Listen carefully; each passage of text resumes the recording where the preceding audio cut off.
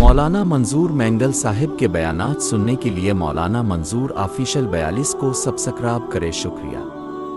وَلَقَدْ مَكَّنَّاكُمْ خیال کر لینا مولانا. ہمارے حضرت اقدس فرماتے ہیں جب بخارا میں جو کانفرنس ہوئی امام بخاری رحمۃ اللہ علیہ پر، تو شیخ الحدیث مولانا سلیم اللہ خان رحمۃ اللہ علیہ وہ بھی گئے.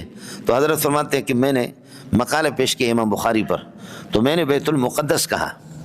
بیت المقدس کہا تو ایک غیر مقلد کھڑا ہو گیا. اس نے کہا کس قسم کی شیخ الحدیث ہو آپ بار بار کہہ رہے کہ بیت المقدس، لفظ بیت المقدس نہیں، لفظ بیت المقدس ہے. پھر اس نے حوالہ دیا فلاں کتاب میں، فلاں کتاب میں، فلاں کتاب میں، فلاں. کہتے ہیں کہ میری شیخ الحدیثی خاک میں مل گئی. اور حضرت فرماتے ہیں کہ میں اتنا مٹی بن گیا اور اتنا کہ اتنی بڑی داڑھی تھی اس غیر مقلد کی، میرے پاس حوالے نہیں تھے. سمجھے؟ تو فرماتے ہیں کہ میں تو بالکل رسوا ہو گیا اس کے سامنے. لیکن فرمایا ایک خوبصورت سا سرخ رنگ کا ایک آدمی اٹھا اور اس نے کہا اجلس، اور اس کو کہا بیٹھ جا. کیف تقول بأن هذا اللفظ بیت المقدس لم يرد بیت المقدس انا اریک فی الکتب کذا فی الکتاب الفلانی کذا کذا کذا کذا. کہتے ہیں اس نے شروع کیا اور اس نے کہا بیت المقدس بھی ہے اور مقدس بھی ہے. پھر اس نے حوالہ دیا، حوالہ دیا، حوالے اتنے کتابوں کے. کہنے لگے فوراً غیر مقلد کی ہوا نکل گئی، وہ نیچے بیٹھ گئے. لیکن میں حیران تھا کہ یہ خوبصورت آدمی یہ کہاں سے خدا نے میرے لیے غیب سے بھیجا کہ اس نے میری مدد کی. غیر مقلد نے تو مجھے چت کر دیا تھا. فرمایا کہ کانفرنس ختم ہوگی، میں نے لوگوں سے پتا کہ یہ کون ہے کہ اس کو سینے سے لگا دوں. تو انہوں نے کہا عبد الفتاح ابو غدہ اسی کو کہتے ہیں جو کہ حنفی ہے. سمجھے؟ اس لیے خیال کر لینا مولوی صاحب. ایک بڑے شیخ الحدیث نے ہمارے حضرت سے، مجھے خوب یاد ہے، فرمانے لگے اشاعت اللمعات کے اندر محدث دہلوی نے، شاہ عبدالحق محدث دہلوی نے اشاعت اللمعات کے اندر لکھا ہو، اس طرح لکھا ہے.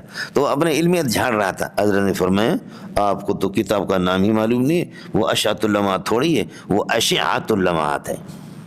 وہ اشعات اللمعات ہے، شعاع کی جمع ہے. سمجھے؟ جیسے اشحتن علیکم، اور آپ کو کتاب کا نام ہی پتہ نہیں ہے، اور یہ ہے کہ بڑی بڑی باتیں مجھ پر یہ ہے کہ آپ اپنا پاور ڈالیں. بس مولوی صاحب ختم، بالکل ختم. بعض لوگ اس قسم کے ان سے میں نے آپ سے عرض کیا اتنی بڑی غیر مقلد داڑھی جو اس میں دبئی میں تبلیغ والوں نے کہا ہمیں بڑا تنگ کیا ہے اور ابو حنیفہ کو گالیاں دیتا ہے، بہت ذلیل کیا ہمیں.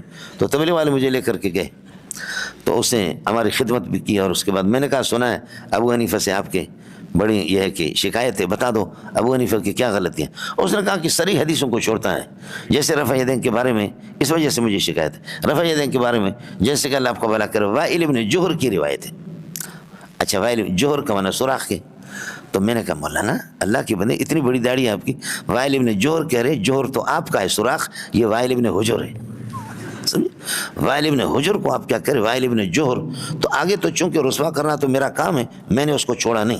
اس کی جو میں نے خبر لی، میں نے بس اسی پر جو کچھ اس کو یاد تھا وہ سارا کا سارا بھول گیا. جو کچھ اس غریب کو یاد تھا تو لوگوں نے کہا کہ بھائی تم اس کو. اچھا پھر میں نے یہ نہیں کہا اس کو کہ بھائی لفظ وائل ابن حجر ہے، وائل ابن جوہر نہیں ہے، وائل ابن حجر، اس طرح نہیں کہا. اور پہلے سے میں نے اٹک کیا، میں نے کہا یہ تو بڑے سوراخ کو کہتے جوہر. تیرا سوراخ جو ہے نا وہ کچھ ہوگا. صحابی پر اس طریقے پر اللہ کے لیے مہربانی کرو، صحابی کو وائل ابن جوہر نہ کہو، خود جو ہے نا خود جوہر، بات ہی ختم ہوگی.